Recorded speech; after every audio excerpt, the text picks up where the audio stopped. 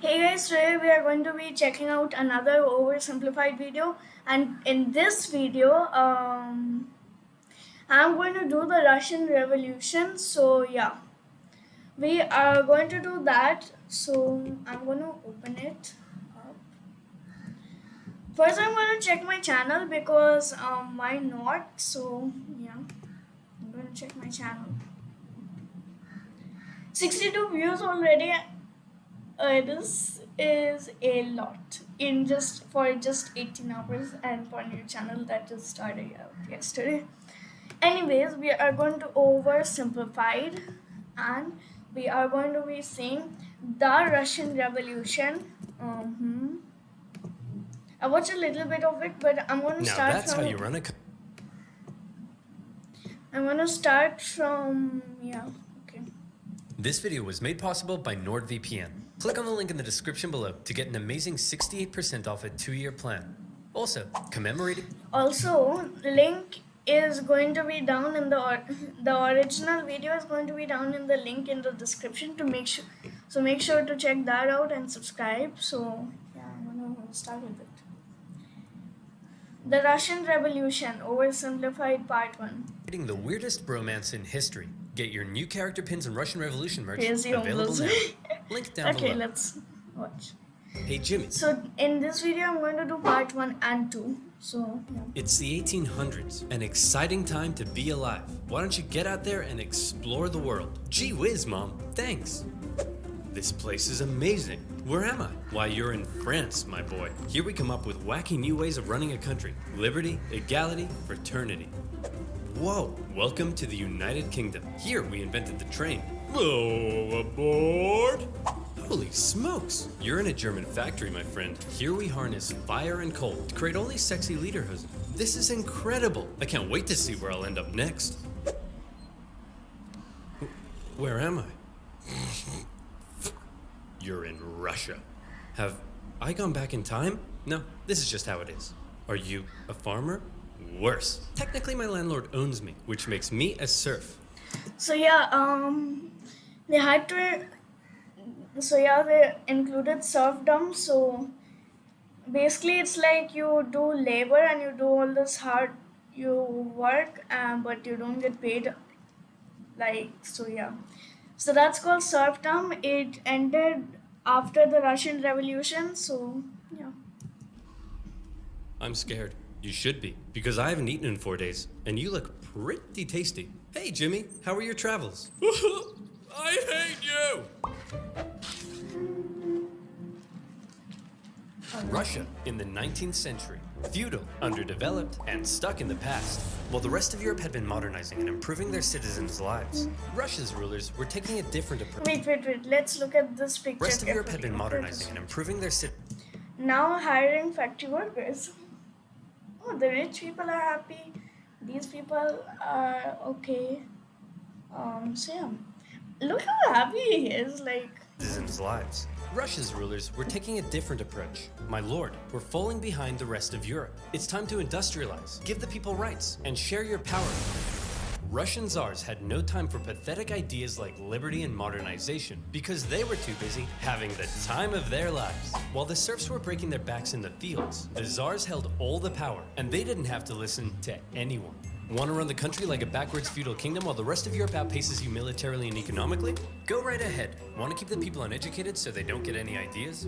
There's no one to stop you. Want to keep exporting grain even when there's a massive famine causing hundreds of thousands to die?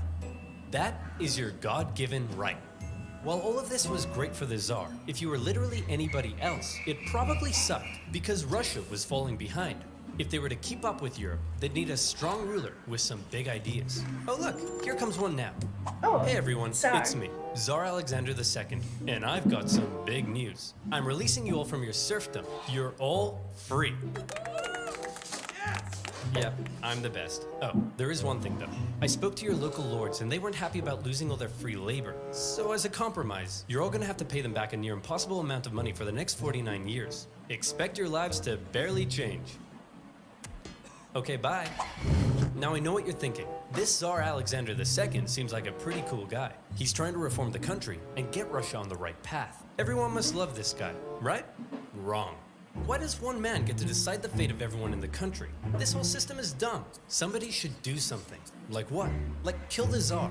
You're gonna kill the Tsar? Well, me? No. I'm busy. I was kinda hoping you'd do it.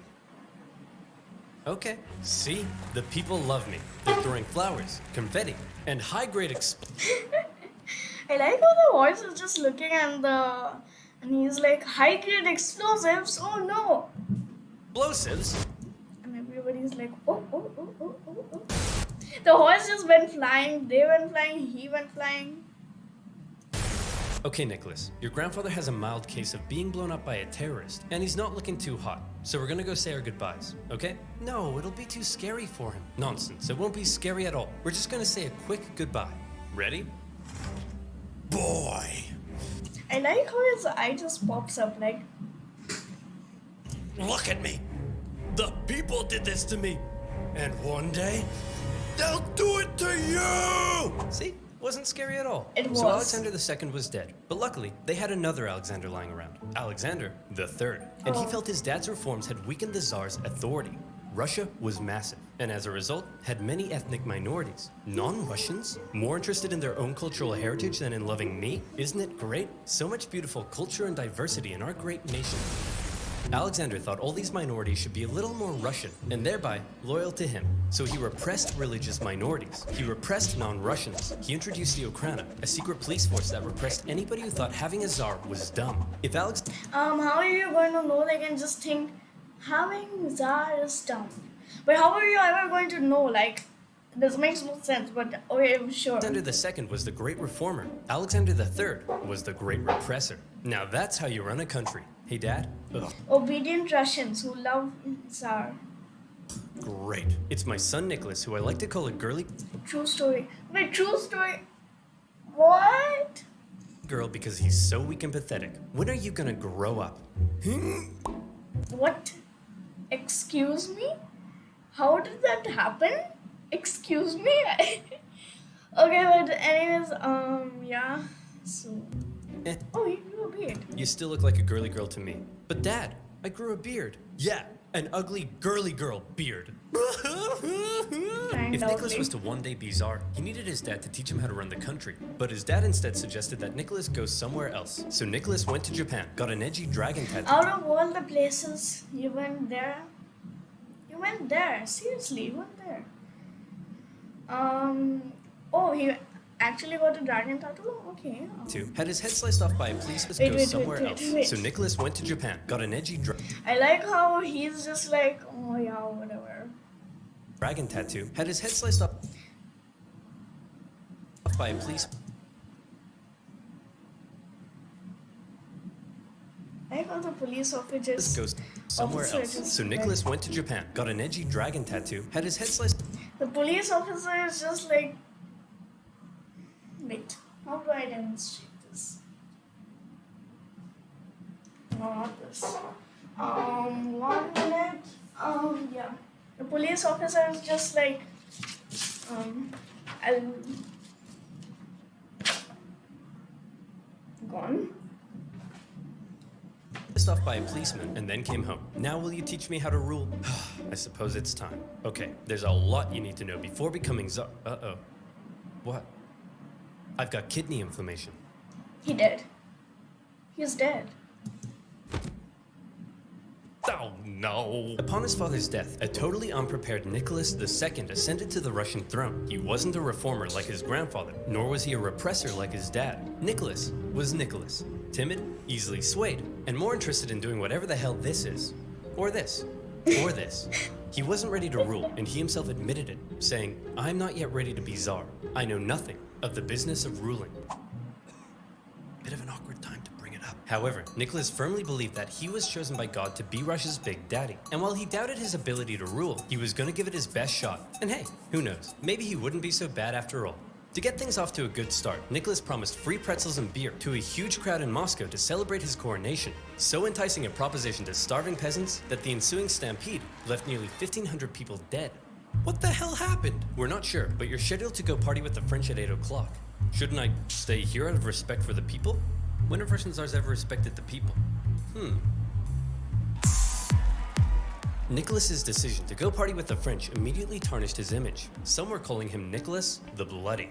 The Tsars had been partying hard at the expense of the people for long enough. They'd emancipated the serfs, but failed to lift them out of poverty. They used their secret police to crack down on anyone who might criticize them, and they'd failed to modernize and give the people rights, something the rest of Europe had begun doing over a century ago. The rule of the Tsars was quickly becoming outdated, and more Russians began wondering if there was a better way. For many, the solution was simple. Just look to the West. Republics, democracies, and constitutional monarchies galore. But a small growing group rejected that for an even better idea, a little something they called communism. Take Vladimir Lenin, an intelligent member of Russia's middle class, and also a massive ill-tempered jerk. If you disagreed with him about anything, he wasn't afraid to call you out. You fat-headed, simple-minded, vapid, cockeyed imbecile! Tenderheart Bear is a far superior Care Bear to Bedtime Bear. And he was no stranger to political unrest either. His older brother was executed for plotting to kill the Tsar, and Lenin himself was expelled from university for participating in a student protest. But how did Lenin go from being a middle-class nerd to the arbiter of socialist divinity?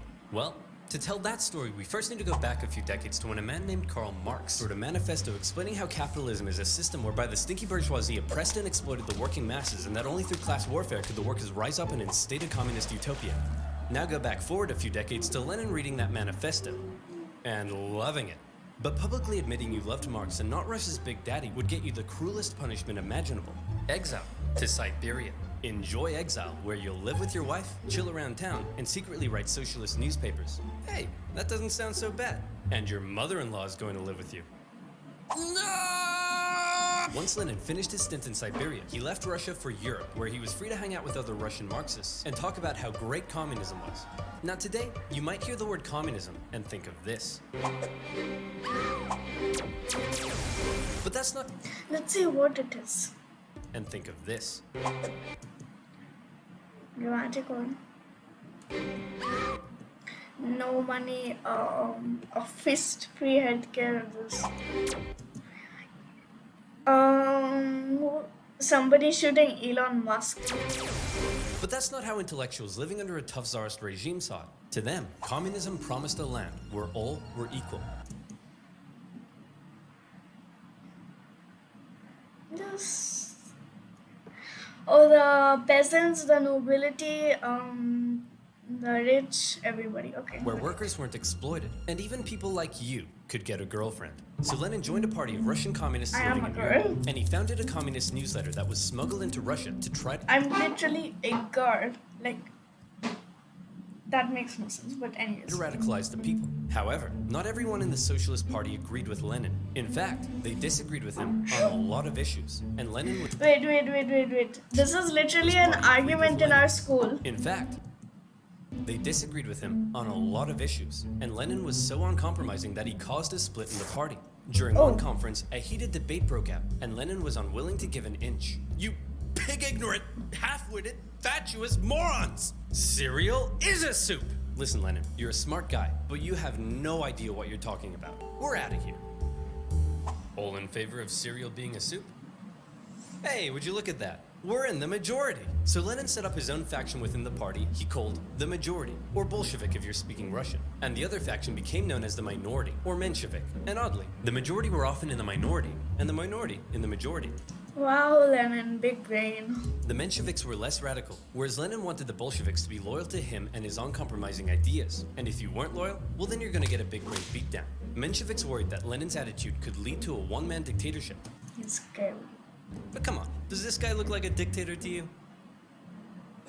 For now, Lenin remained in Europe, writing his socialist newspaper and impatiently awaiting an opportunity to overthrow the Tsar and bring communist utopia to socialist newspaper. This is how I type, And like impatiently literally. awaiting an opportunity to overthrow the Tsar and bring communist utopia to Russia.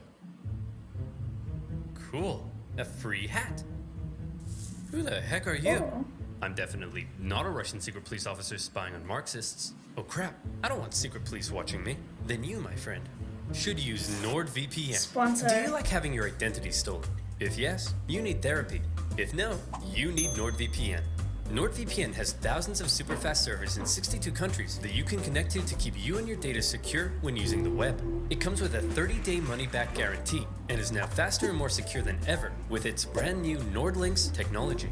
Have you quarantine binged all of your favorite shows on Netflix? Well, with NordVPN, you can watch the Australian version. Or is one of the greatest videos on YouTube still banned in your country? I think you get the point. You can now get NordVPN with 68% off a 2-year plan for only $371 per month, plus 1 month free. So click on nordvpn.com/oversimplified in the description below and get protected now. That's nordvpn.com/oversimplified. And as always, you'll be supporting my channel. So muchos arigatos, mon petit pois. I do not know what that means. Speaking in foreign, that's French.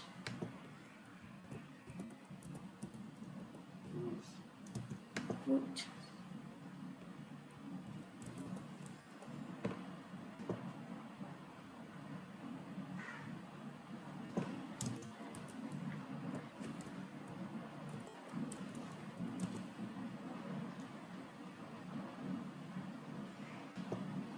Muchos arigatos, my peas.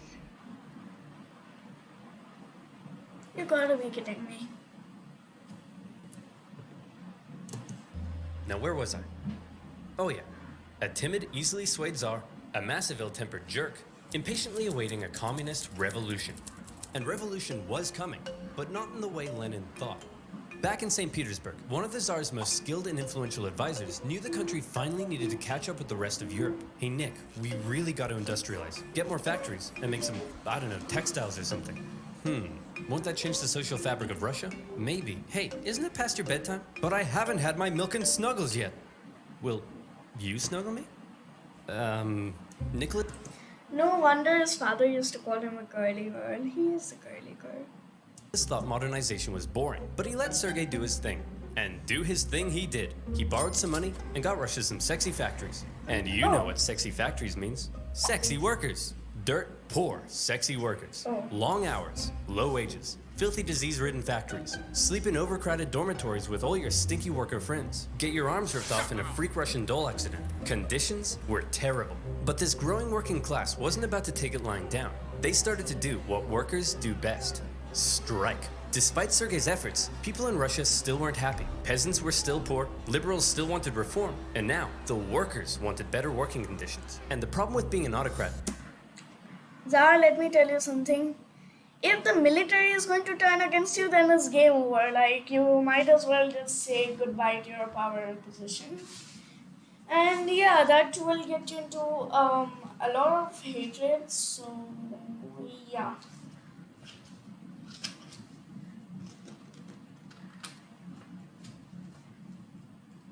I don't understand why this are. Have they been enough is enough? Okay, anyways, I'll just play. Is that when everyone's unhappy, there's only one person to blame. You. The people hate me. What do I do? Ooh, I know. Why don't we find a weak and pathetic nation to go to war with? We'll win easily, and everyone will love me again. Why don't we just try treating the people better? As luck would have it, an opportunity for war was forming in the Far East. Russia wanted to expand its sphere of influence into northern China, and coincidentally, so did Japan. But Japan didn't really want war, so they proposed an idea to reduce the tension. Hey man, we'll let you do your thing in Manchuria if you let us do our thing in Korea. I don't think so. We've got the largest army in the world. What do you have? I'm the Emperor of Japan. I have a giant mecha suit. Whoa. Cool. Nicholas and the boys didn't see Japan as a threat, so they felt they could push Japan around. But little did they know Japan had been rapidly militarizing, and when they launched a surprise attack on a Russian fleet at Port Arthur, everyone was shocked. Nicholas hoped it was an opportunity to win a quick war and regain the support of the people. Nobody seriously thought a puny Asian country could defeat a European superpower, and the Russian people were filled with patriotic spunk. Hey everyone, we're at war with Japan! Hey everyone, we're losing the war. You The underestimated Japanese the won, enemy. an embarrassing defeat for Tsar Nicholas. Russia had enough problems, but now it had been internationally humiliated. The public were outraged. Unrest increased. Nicholas needed snuggles now more than ever. The tension was rising rapidly, and Russia was on the verge of revolution. All it needed was one disaster to push it over the edge. And that disaster would come in January 1905 from an unlikely source, a handsome Orthodox priest named Father Gapon.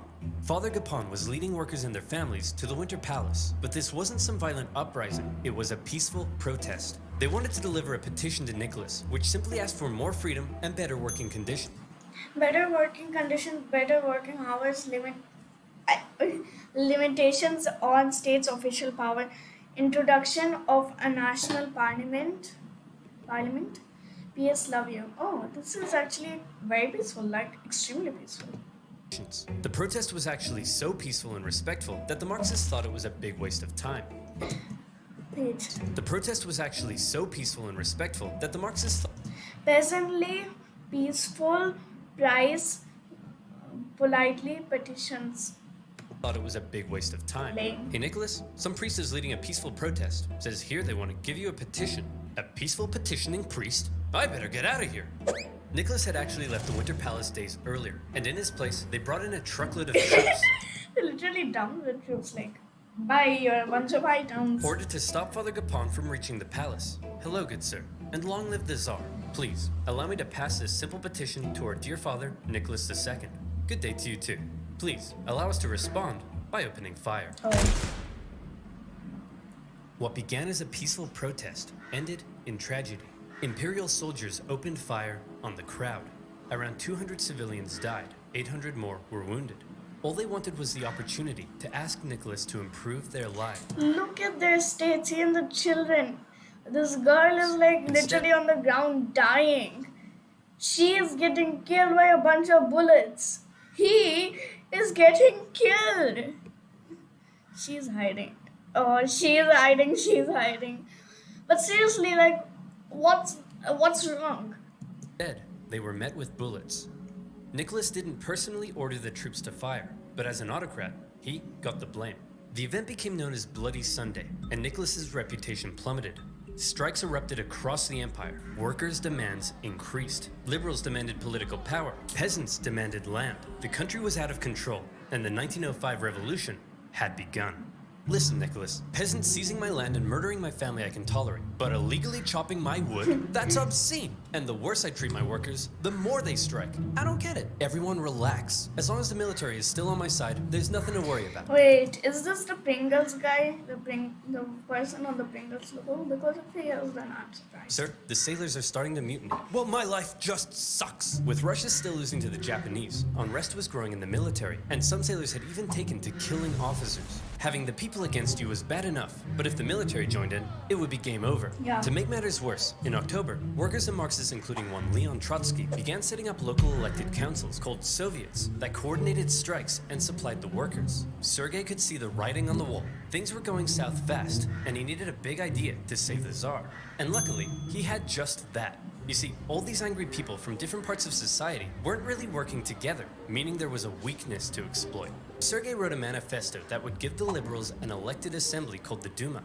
It took some convincing, but eventually, Nicholas agreed to share power and have his laws approved by an elected assembly. Hey liberals, here's your stupid manifesto. Happy now? We certainly are. But what about these guys? Aren't you gonna give them what they want? Oh, goodness no. I was just gonna kill them. With the liberals satisfied, and after ending the war with Japan, the Tsar brought thousands of troops home, who then dismantled the Soviets, arrested their leaders, and crushed the peasant uprisings in the countryside. And how about that pesky parliament Nicholas had agreed to share power with? Well, he then wrote a bunch of new laws, which basically said, hey, remember that manifesto I wrote and how you guys were going to approve my laws? Slight change of plan. Actually, I'm going to do whatever the hell I want, and you guys are going to shut up. What? The people won't stand for this. People? What people? You know, this is why people don't like you. And just like that, Nicholas had survived the 1905 revolution. But wait, a revolution? In Russia? Where was Lenin? Well, Lenin and his communist pals were still in exile. He tried desperately to radicalize the uprising, but all he could do was watch. As the movements failed to organize, the liberals sold out the poor, and the Tsar outplayed the people. Furious, he believed Russia had missed a great chance for a real revolution. From now on, he felt the only way left was an armed revolution by the workers. Watching the events of 1905 unfold, Lenin learned a lot. The Tsar, however, would prove to have learned nothing. After the 1905 revolution had failed, the Tsar's new top man was Pyotr Stolypin, and he had big ideas to prevent any more chaos. Step 1, reform agriculture. This'll make the peasants love you. And step 2, we'll kill anyone who doesn't. To discourage any more revolutionary ideas, Stolypin began to crack down even harder on the Tsar's opponents, and thousands were sentenced to death. The noose even earned itself a new nickname, Stolypin's necktie. I don't get it. Oh, I see, because it goes around my neck. That's so funny. But despite the oppression, many positive reforms were also being made, and the Russian economy even began to improve. This was a problem for Lenin. If the people weren't suffering, then they wouldn't support a revolution. Still in exile and lacking funds, the Bolsheviks simply weren't in a position to do anything. Luckily, it was around this time that Lenin met an incredibly handsome Georgian with your second favorite historical mustache, Joseph Stalin. Lenin and Stalin met at a communist convention in Finland, and Lenin liked Stalin because he was a real go-getter and was great at fundraising for the Bolsheviks. And by fundraising, I mean kidnapping, robbing, extorting, bribing, ransoming, assassinating, prison breaking, stealing, bank raiding, executioning, and stealing again. Hey Stalin, the Mensheviks aren't so hot in all this stealing, but we still need money, so the next time you do a big heist, just do it quietly. Okay, quietly. Got it. If this isn't quiet, I don't know what is. Stalin's wacky antics eventually got him exiled to Siberia, but he had established himself as a big balls Bolshevik. However, no amount of Bolshevik balls could stop what was happening. The Russian economy was making a recovery. For the Tsar, things were looking up. This is great. All Nicholas has to do is sit back and not mess anything up. Hey everyone, big news. I'd like to introduce you to my new best friend. He's a crazy, drunken, beardy, horny, scandal-ridden magic wizard man, and he smells like a goat. We're screwed. Rasputin. A dirt poor peasant from dirt poor nowhere. But unlike all the other dirt poor peasants, Oh my god. Rasputin had holy healing. You gotta be kidding me. Why? Why did this happen? Powers. And when this holy mystic wandered into St. Petersburg, people began to notice. He quickly became famous, and word of this mystery man and his healing hands made its way to the royal palace. The appearance of a holy homeless healer was of great interest to the Tsar and his wife. As far as royals go, they weren't that inbred, but they were just inbred enough for their son Alexei to get hemophilia, or in layman's terms, Mamma mia, that's a lot of blood! Knowing Rasputin could heal people, in 1906, Alexandra asked for Rasputin to come and see if he could cure their son. And crazy as it sounds, Rasputin did heal Alexei, possibly by taking him off his doctor-prescribed aspirin. Having seemingly done the impossible, Rasputin became very close to the royal family. But having a crazy homeless wizard man hanging around wasn't a good look for the Tsar, because Rasputin was freaky. Not only was he a big fan of alcohol, but he'd also throw these crazy parties with Russian nobility, where he'd and all night long, and then he'd his whole head, not a guy's, and nobody knew how the goat got on the roof. Initially, the press were banned from talking about Rasputin, but eventually, the ban was lifted, and the tabloids went to town. The whole thing was a huge scandal, and everyone was freaked out that this guy was influencing the Tsar and his wife. Nicholas could have spent this period of relative peace improving his image. Instead, he spent it doing this. But as weird as the whole Rasputin thing was, so long as the economy continued to improve and the people's lives kept getting better, maybe Nick would be okay. Maybe there would be no more revolutions. Maybe this video could even end right here. Or maybe things were about to get worse. A lot worse. You see, the year is 1914, and that means it's time for World War I. Okay guys, part 2 is coming next video. Make sure to stick around with that. I post it within 1 hour. That's it for this video and bye.